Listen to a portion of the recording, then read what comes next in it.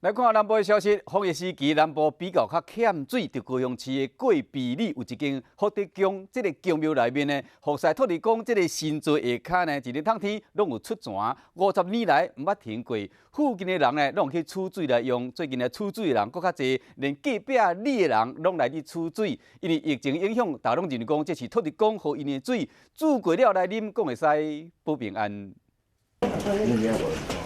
接讲一开开，这泉水就走出来，大家拢赶紧摕物件来盛，排队排甲长长，就是为了这山泉水，因为泉水所在就伫土地公的神座下。即摆离啊，去个一楼就派义工来，即摆离啊，骨你到遐吼，有一只牛啊，转来放生。